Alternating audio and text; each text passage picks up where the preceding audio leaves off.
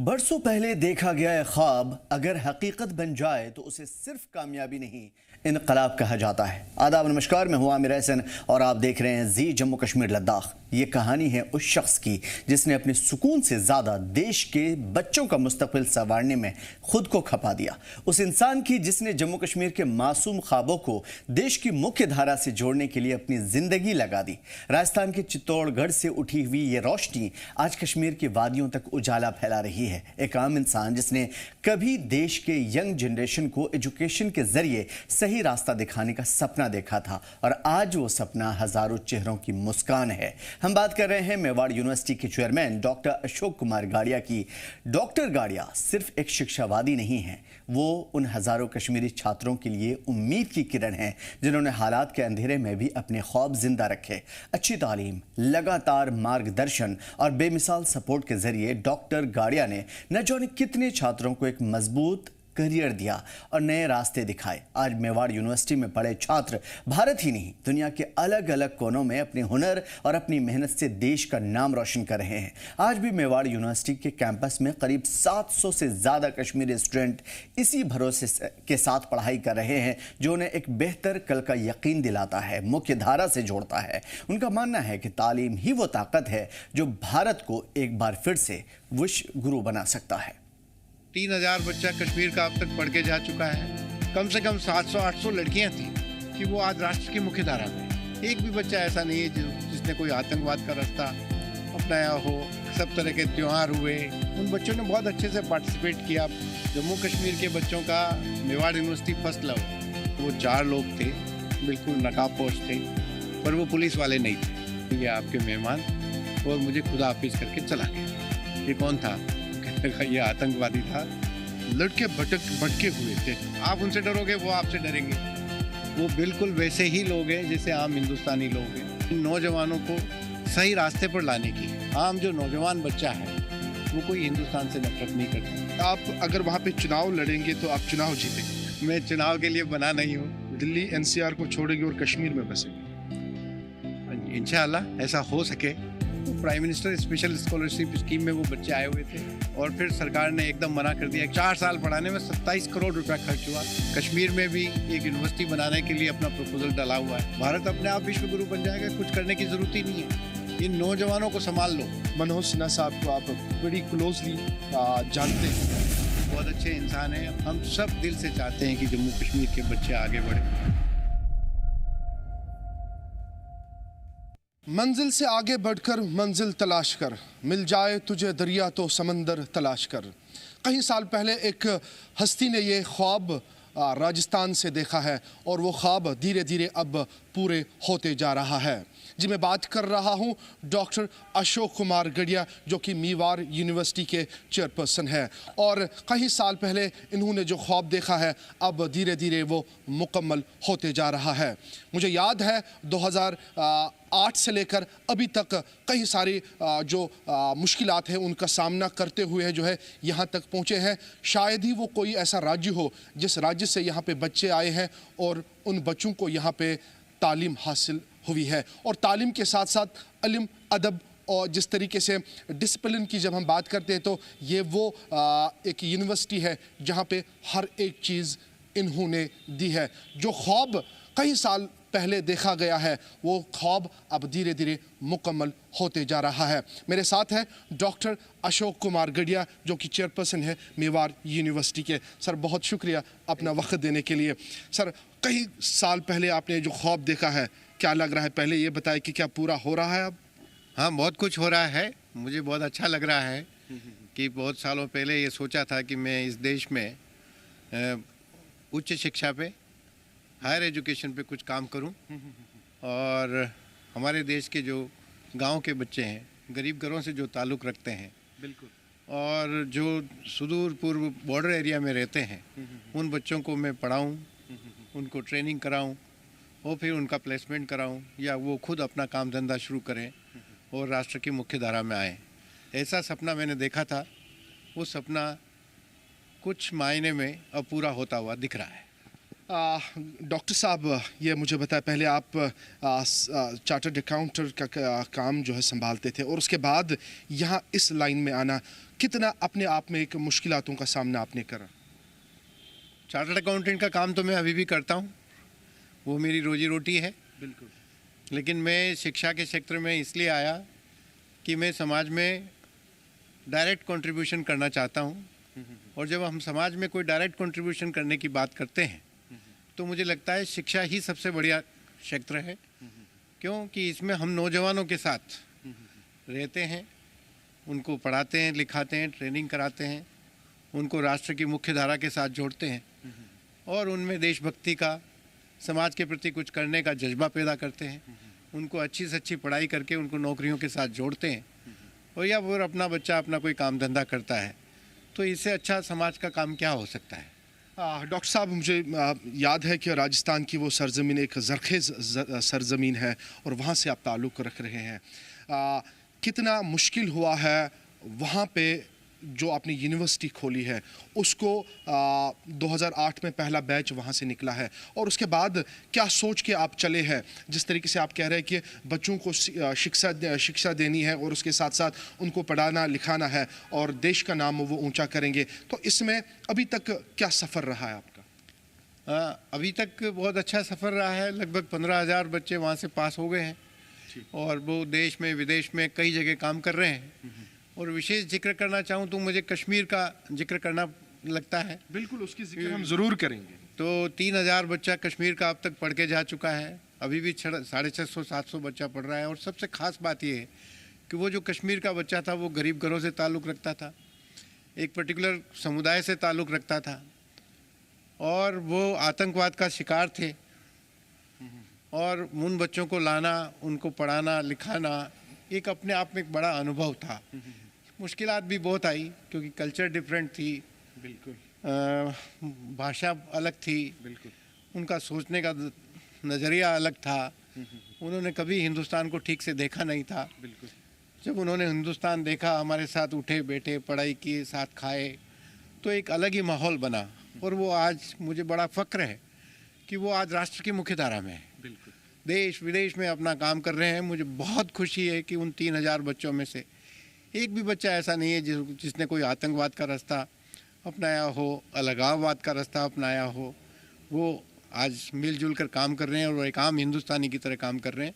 बहुत अच्छा लगता है। डॉक्टर साहब, कश्मीरी बच्चों की आपने जिक्र की है, मुझे याद है 2012 में पहला बैच यहाँ पे आया और लगभग अभी 3,000 के करीब आपने बच्चों को जो है कश्मीरी बच्चे यहाँ पे थे और अभी प्रेजेंट में भी 600-700 के करीब बच्चे यहाँ पे हैं।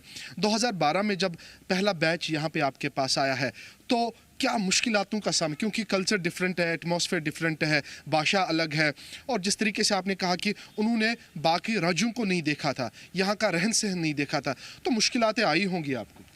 बहुत मुश्किलात आई। सबसे पहले तो उनके खाने पीने की हैबिट्स वो अलग थी। वो लोग सब नॉन वेज खाने वाले लोग थे। हमारी यूनिवर्सिटी मेवाड़ यूनिवर्सिटी चित्तौड़गढ़ राजस्थान में है और वो कैंपस पूरा फुल वेजिटेरियन कैंपस था। अच्छा। तो उन बच्चों को सुबह नाश्ते से लेके दिन में लंच, फिर शाम को चाय और रात का डिनर, वो सब कोई भी नॉनवेज चीज़ उनको सर्व नहीं होती थी। बिल्कुल। तो उन्हें बड़ी तकलीफ़ होती थी और कई बार मैंने पूछता, जब मैं मिलता था उनसे तो वो कहते थे कि मैंने कहा सब ठीक चल रहा है, कहाँ जी पढ़ाई ठीक चल रही है, खाना पीना, तो गर्दन नीची कर देते, नाराज़गी थी, गर्दन नीची कर देते। मैंने कहा क्या करते हो?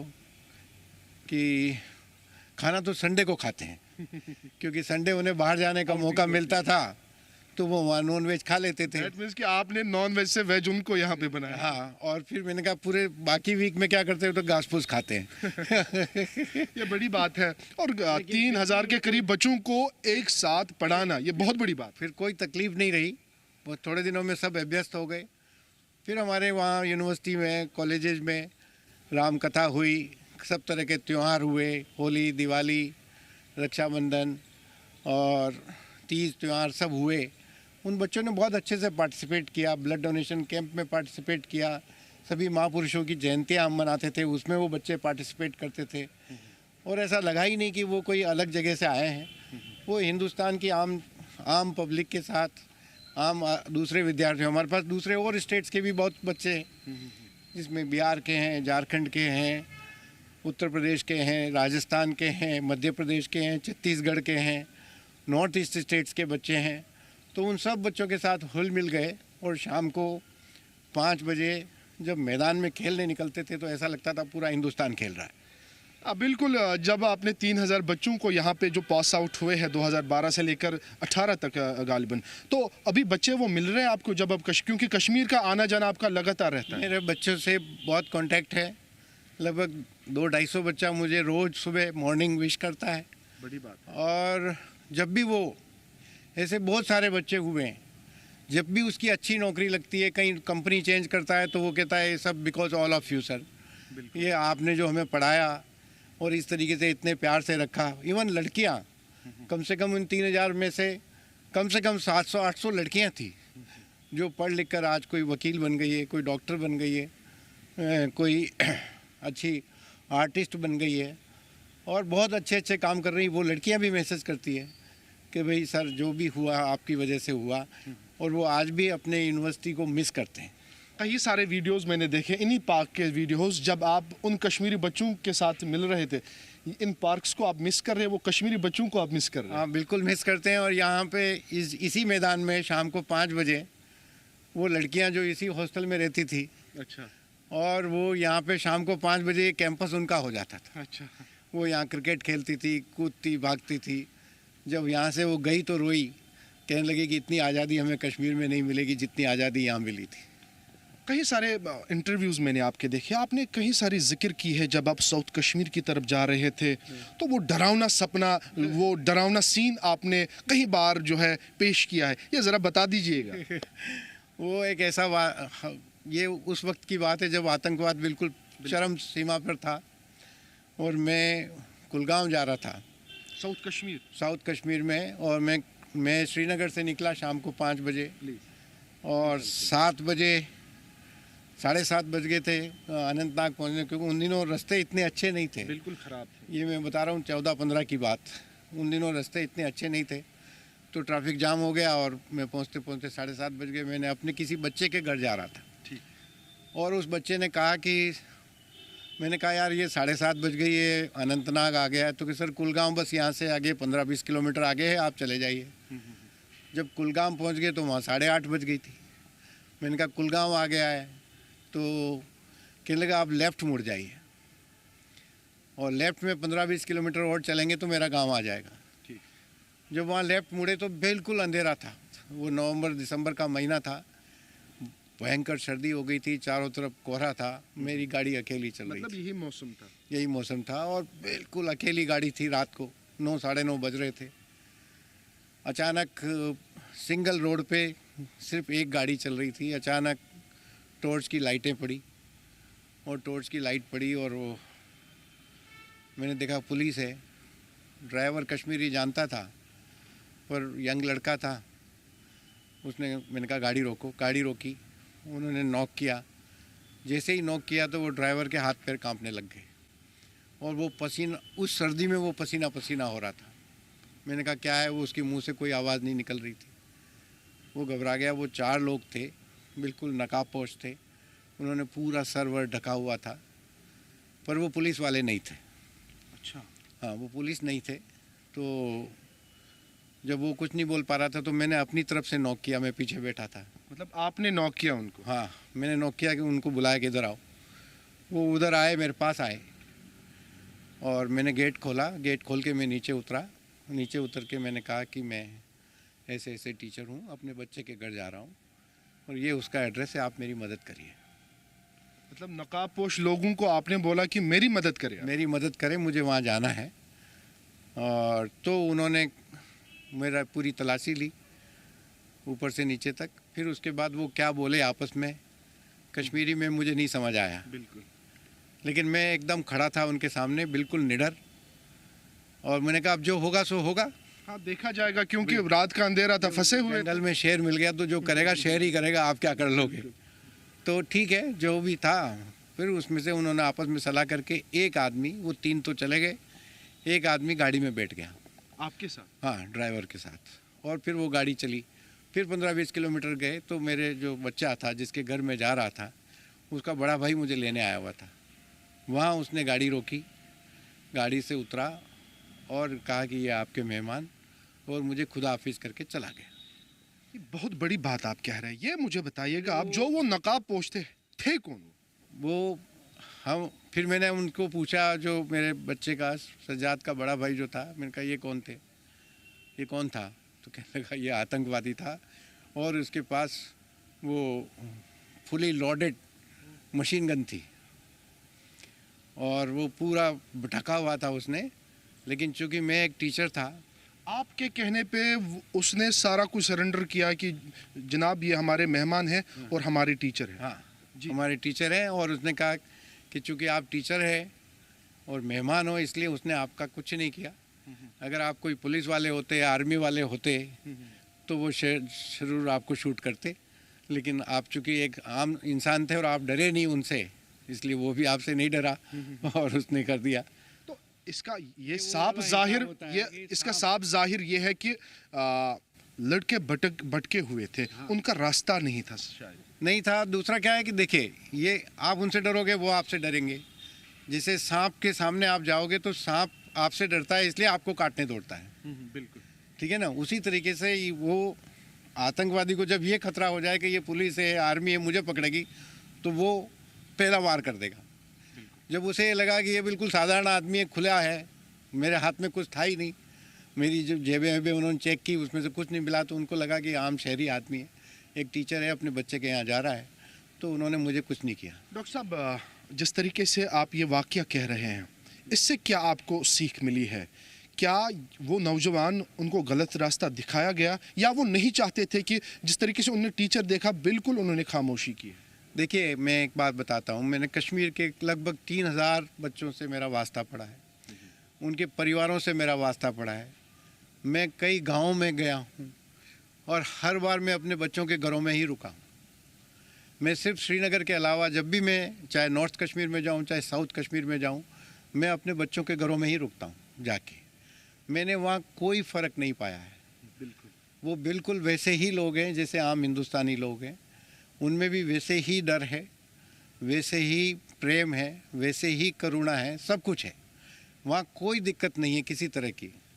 मैंने तो आज तक कोई दिक्कत महसूस नहीं की, जबकि मैं प्योर वेजिटेरियन आदमी हूँ। बेचारे 2 दिन से वो सब बर्तन साफ़ करके मेरे लिए प्योर वेजिटेरियन खाना बनाते हैं, और ख़ुद भी वेजिटेरियन खाना ही खाते हैं जब तक मैं वहाँ रहता हूँ। इससे पहले हम ये बातचीत जारी रखें, मैं कुछ अफवाहें आपके खिलाफ है, वो अफवाहें मैं दुरुस्त करना चाहता हूँ। अफवाह यह है कि आप अगर वहाँ पे चुनाव लड़ेंगे तो आप चुनाव जीतेंगे। मैं चुनाव के लिए बना नहीं हूँ।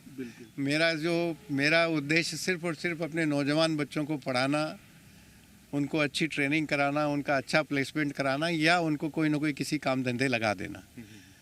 मैं ये मानता हूँ कि अगर कश्मीर में हम नौजवान बच्चों को अच्छे से पढ़ा दें, लिखा दें, अच्छी ट्रेनिंग करा दें और अच्छी जगह नौकरी लगा दें, तो इससे बड़ी कश्मीर की कोई सेवा नहीं होगी। आज वहाँ जो सबसे बड़ी आवश्यकता है कश्मीर में, वो इन नौजवानों को सही रास्ते पर लाने की है। बिल्कुल। उनको एक ट्रैक पकड़ाने की है। बिल्कुल। जब वो ट्रैक पकड़ लेंगे तो अपने आप मेन स्ट्रीम में आ जाएंगे।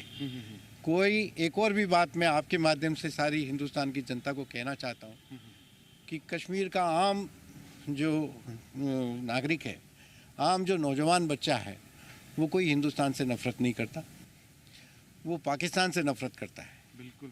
और पाकिस्तान की वजह से जो वहाँ पर बर्बादी हो रही है, उसको वो महसूस करता है, और वो ये उम्मीद करता है कि हिंदुस्तान की सरकार उन्हें रोज़गार के अवसर दे, उन्हें अच्छे से अच्छे पढ़ने का अवसर दे, उन्हें देश में विदेश में कहीं भेजने का अवसर दे, तो वह हिंदुस्तान के साथ ही रहना चाहता है। वो जितना खुश हिंदुस्तान के साथ है, उतना कहीं नहीं रह सकता। और एक अफवाह है, आप राजस्थान को, दिल्ली एनसीआर को छोड़ेंगे और कश्मीर में बसेंगे?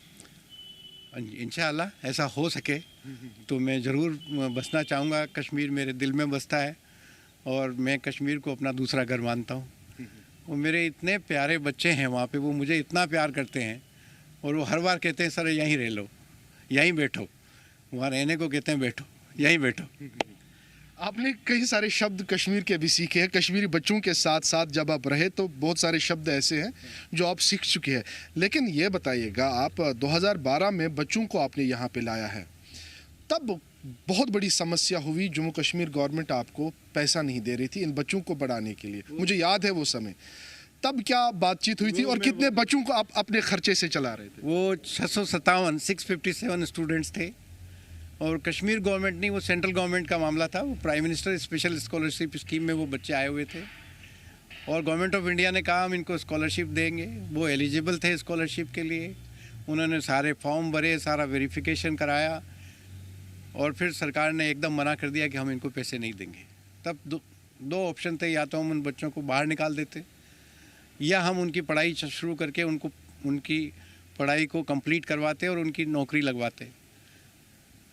मैंने देखा ये सब गरीब बच्चे हैं, गांव के बच्चे हैं, अगर इनको मैं बाहर निकाल दूंगा तो ये पढ़ाई तो पूरी नहीं कर पाएंगे, लेकिन हिंदुस्तान के बारे में इनके मन में एक नेगेटिव फीलिंग आएगी कि भी गवर्नमेंट ऑफ इंडिया ने हमारे साथ चीट किया, हमें बीच में छोड़ दिया। किसी का 1 साल पूरा हो गया था, किसी का 2 साल पूरा हो गया था। बड़ी समस्या थी, वो बड़ा धर्म संकट था। उस वक्त मैंने सोचा कि मैं इन बच्चों को पढ़ाऊँगा और भारत सरकार के साथ लड़ाई करूँगा कि इनकी स्कॉलरशिप इनको मिलनी चाहिए। सरकार से बहुत कोशिश की लेकिन नहीं हुआ। फिर ultimately Jammu Kashmir high court में मुकदमा डाला और 4 साल लगे। उस 4 साल के दौरान 27 करोड़ रुपए का मैंने बैंक से लोन लिया। 7 करोड़ रुपए का उस पर इंटरेस्ट हो गया। किनके लिए लिया आपने लोन? बच्चों के लिए।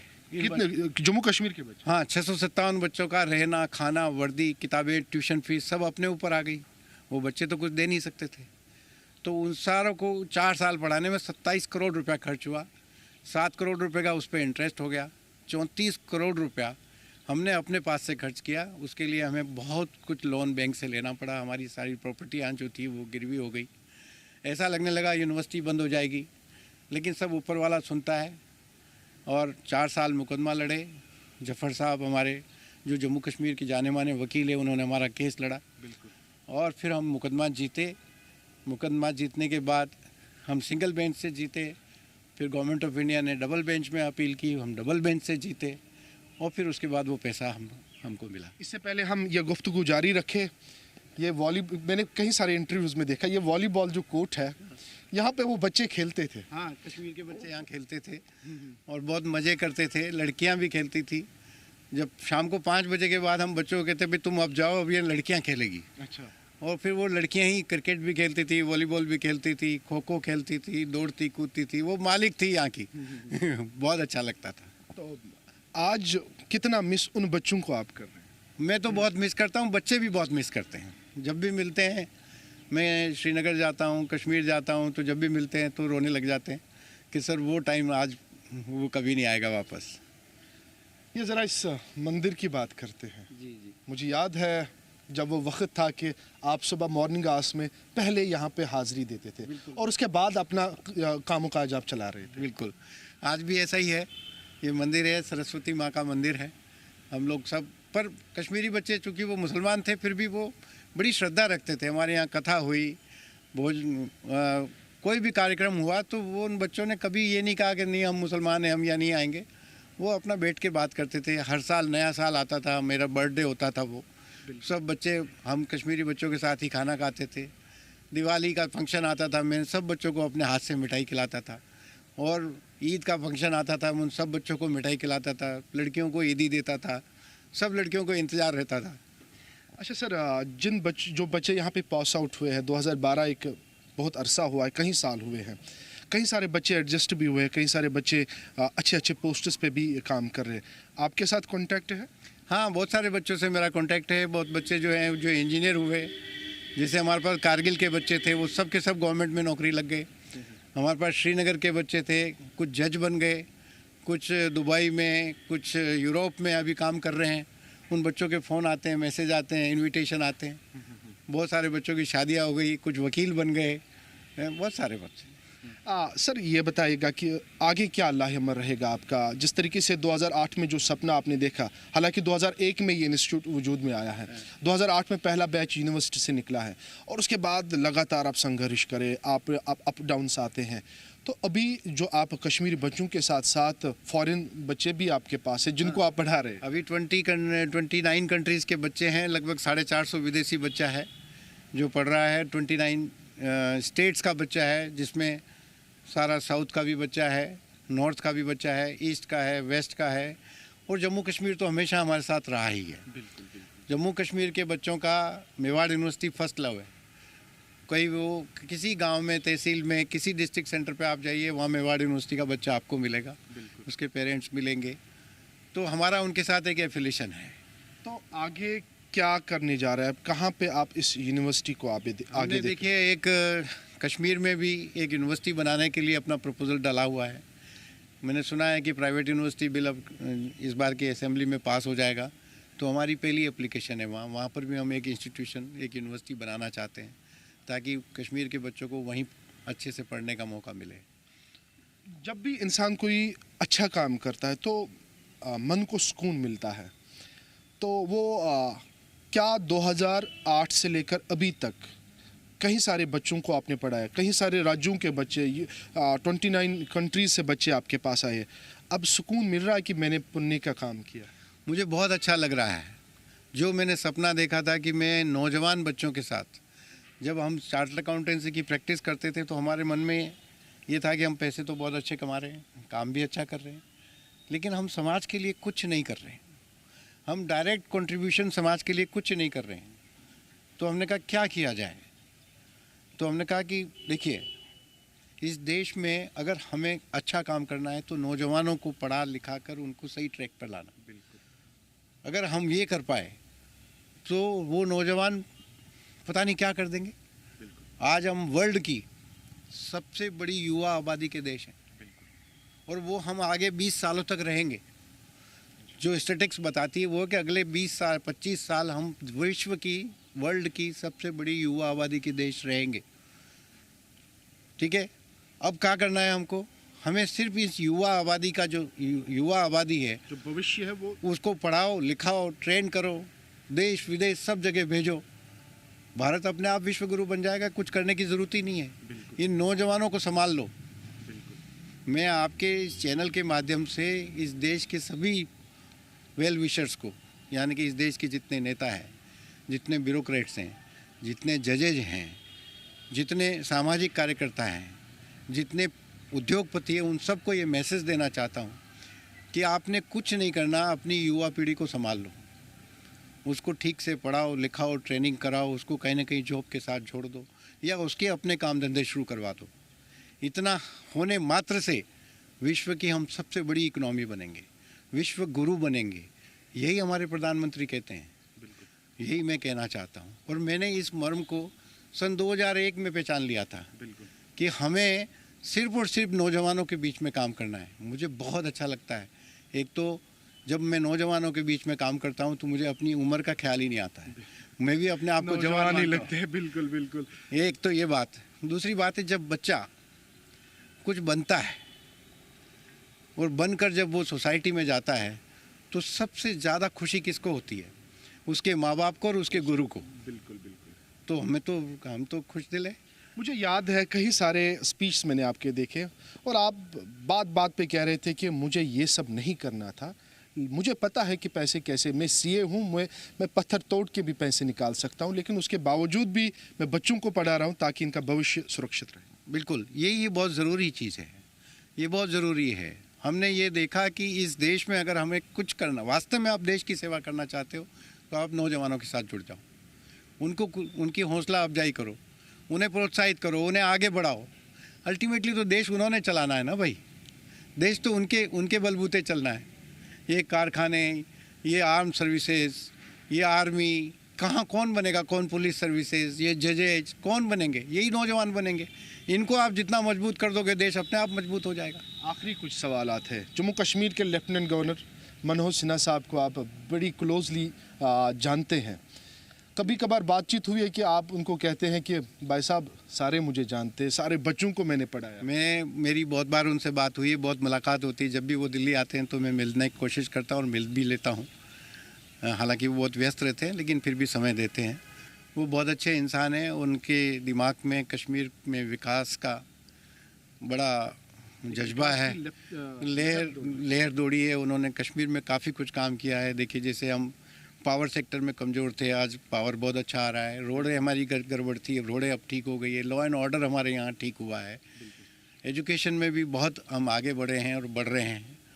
अभी मेरा सेंट्रल यूनिवर्सिटी ऑफ कश्मीर से भी वाइस चांसलर साहब से मेरी मुलाकात हुई। उनके मन में भी बहुत जज्बा है। हिंदुस्तान का हर आदमी, चाहे वो ब्यूरोक्रेट्स हो, चाहे वो पॉलिटिशियंस हो, चाहे वो प्रोफेशनल्स हों, चाहे वो टीचर्स हों, हम सब दिल से चाहते हैं कि जम्मू कश्मीर के बच्चे आगे बढ़ें, वहाँ खुशहाली हो, समृद्धि हो और वो देश विदेश में जाए और अपनी टैलेंट का उपयोग करें। ये हम चाहते हैं। डॉक्टर साहब बहुत शुक्रिया वक्त देने के लिए। ये हमारे साथ मौजूद थे डॉक्टर अशोक कुमार गढ़िया साहब, जिनसे आज तफसीलन बातचीत की है और जानने की कोशिश की है जिस तरीके से एक ख्वाब इन्होंने 2001 में देखा था और लगातार वो अब पूरे होते हुए हो रहा है। और उम्मीद हम यही करते हैं कि इसी तरीके से ये पूरे मुल्क के जो युवा है उनको जोड़े और उनको एक अच्छी तालीम दे। कैमरामैन गौरव वर्मा के साथ मैं आकिब डार, जी मीडिया, दिल्ली।